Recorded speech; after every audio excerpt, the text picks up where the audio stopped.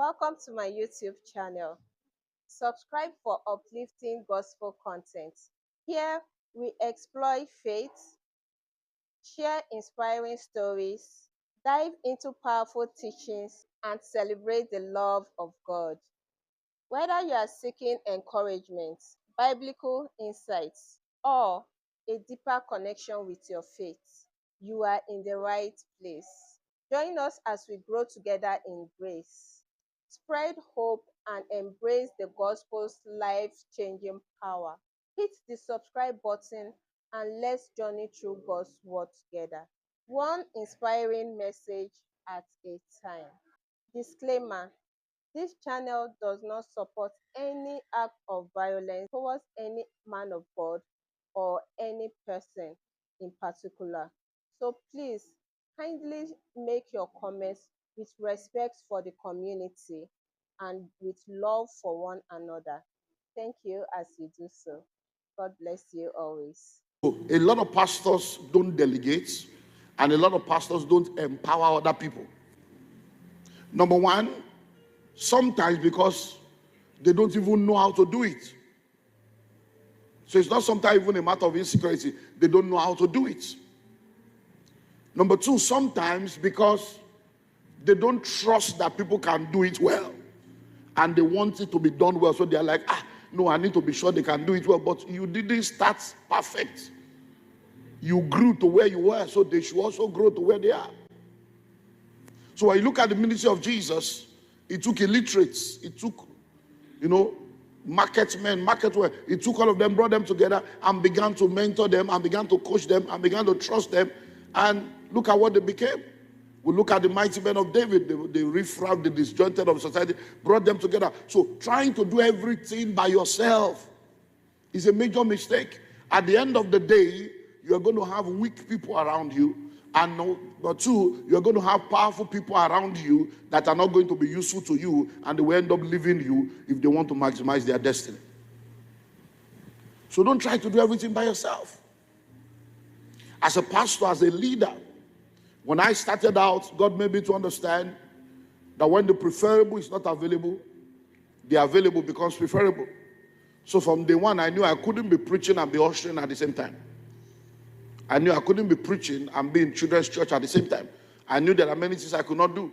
So when I started out, I would do opening prayer, I would do praise worship, I would do preaching, I would do everything. After I was, okay, you take opening prayer, you take this, just delegate it. And they'll make a mistake. I said, no, you shouldn't have done that. That thing you said is not in the Bible, because you give somebody, say, okay, heaven helps those who help themselves. So we're going to pray, oh Lord, help. I said, that is not Bible. So we begin to coach. Hello? So I began to teach. Oh, you undo this, you undo that. Okay, counting money. Any money that comes in, you guys. So Pastor Larry, your job is counting money. You was Larry then, not Pastor. You be counting money. Any money that come, you arrange it. You push, you write it. Or if it's 5 naira, write 5 naira. We need to know. Then you collect it together. Then you people will sign. And then we didn't have bank account. We didn't have anything. So put everything in an envelope. Put it there. Keep it. So we're just everybody do. Okay, you in charge of this, cleaning, doing this. Now you see all of them now, powerful men of God preaching, great apostles. But that's not how they came here. Hello? That's not how they came. So after a while, I said, okay, I need to begin to prepare them, because I know I'm going to the world. So I said, you're going to take opening prayer, you are going to take this, you're going to take that. They will do it. I said, no. You took more time. I gave you 5 minutes. 5 minutes is 5. What did I say? 5 minutes. If you cross 6, you won't touch my hair again. So, and then we begin to, no, they are all here. That's how I train them. I said, so what they give you time is time. I give you a topic, follow topic. I don't care what revelation you are coming with. Follow topic. Follow the topic. Another mistake, just to see if we can give you like 5 or 10 today. Establishing the wrong role for your family in ministry. Establishing the wrong role for your family in ministry is a very, very major mistake that a lot of ministers are making. I've seen pastors whose wife are their major problem. We still had a discussion yesterday, and someone was telling me about something that is up there. The wife is the problem. The wife is the problem. I said, okay, Let's see how we can salvage it. Look, listen. If you appoint a choir coordinator and the choir coordinator turns out to be the wrong person, you can change them. If you appoint a coordinator for women's ministry and she turns out to be the wrong person, or she's not able to produce the result that is expected, you can change her.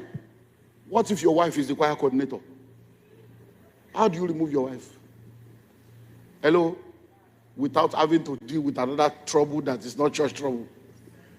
When your wife is the women leader and she's the problem of the church, and all the women don't believe in her, and all the women don't like her, how do you grow that kind of a church when your wife is the problem? Hello? How do you grow a ministry when you are the one that God called, but your husband, because of patriarchy, believes that, yes, I know you are the one that God called, but I should be the head of building committee, I should be the one in charge of the finances. These are our family. I should have a special seat. In fact, me too, I should be preaching once a month because I'm your husband. They should know you have a husband. Only you cannot be on poster. You must put my picture so that they will know you have a husband. And you are not called, sir. You are even still drinking. You have 2 girlfriends. I'm your wife. I'm a woman of God. I'm called. I'm anointed. But I know you are my husband. I know you still drink. You have girlfriend. How will I now be endorsing you because of Africa? You are my husband at home. You are not the husband in church. But you know these are issues that are causing trouble in marriages? And that's not a sin. No, it's a mistake that people make. So I know a woman of God. The husband drinks. The husband has girlfriend. And the man must be on that poster or else that program will not hold. And the man must hold microphone. So every Sunday I must say something. They must know you have husband. So the woman is going through that now for the past 11 years. And the man has not changed. Hello? So it goes both ways. And it's a mistake that many people are making. Hey, but she's my wife. But is my wife. Is he called? Is she called? Not prioritizing children ministry. Not prioritizing children ministry and children's church is a mistake that many ministries make. We build cathedrals and then we don't consider the children's church. Listen to me. If you spend more money making the children comfortable than you are trying to make the adults comfortable, it will be more beneficial to your ministry. Hello? I'm telling you, it will be more beneficial to your ministry. Because for an average church, there is no couple. So for every couple, the minimum children that every couple have in Nigeria is 2. So that means for every couple you have, 2 adults, 2 children. Some of them have 3, some of them have 4. So it means that you have more children than, and many parents make decisions based on the comfort of their children, not based on their own comfort. Every Sunday, majority of parents, the first question they will ask their children is, how was children's church? Whatever they say affects the parents. Many people go to church because their children are comfortable and their children are well taken care of. So that's a major mistake that many ministries make. Hello? So let's keep working on that. To make sure, okay, how can we make sure that the children are comfortable? Because you see a lot of people, they just say, oh, let's just go. No, even if all you have is one corner that you can just arrange chair and let somebody be taking care of them in that corner, give them their own special corner, even if it's just to be crayoning the beards of Moses and be crayoning 10 commandments, and then you just give them some little snacks, keep them, make sure you begin to let them know that, look, you are important, you are valuable. Because many times, not having children's ministry, not putting children's church as a priority is a mistake that has affected a lot of ministers and ministry.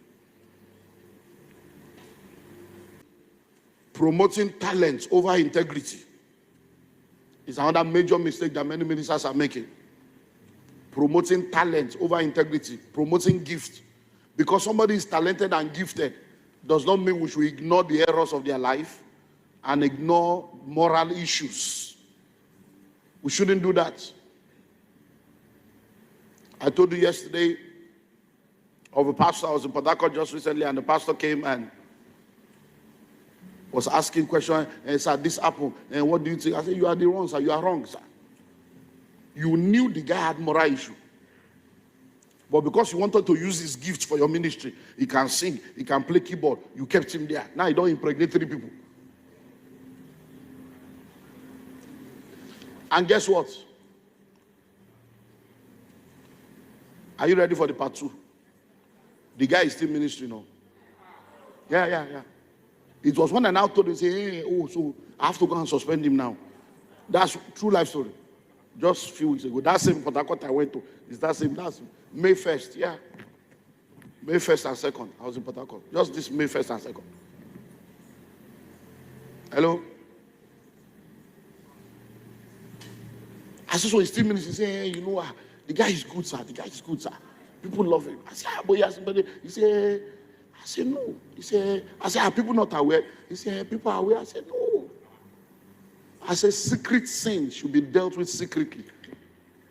Open sin should be dealt with openly. I said, you need to go and deal with it. So, and that's a mistake that many people make. I know you are talented. I know you are anointed. Hello, but we are not going to sacrifice our integrity because you are gifted. No, it's not going to happen. Clinging to a bad location. Clinging to a bad location. Location. And please, I know that, you know, the way some of us do ministry,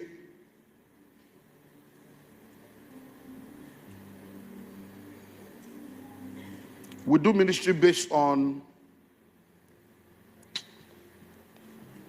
not on Bible, but on, you know, because, I don't know, in this part of the world, we have more respect for people than for God. So if someone is a big name with a big church, and they say something, we don't question it. Because we are, it's like, don't question an elder. We carry that into church. Even the Bible says, rebuke not an elder, but it didn't say don't question an elder, you know. So even God, you don't question God, but you ask God question. You know, it's 2 different things. Questioning and asking questions. So sometimes we don't even know that what someone is saying may be true, but within a context. It's true only within a context. So clinging to a bad location. There are many of you right now, one of the major problems of your church is your location. If you just change location, you will blow. Using the word blow just as an analogy. But because you have heard people say God told them to move to this location, as if God gave them the street number, which God does, because you can do it, can tell you this is the street you should say. I'm not saying God don't do that, but that's truth within a context. Hello? Because there's something called personal consecration. That's truth within a context.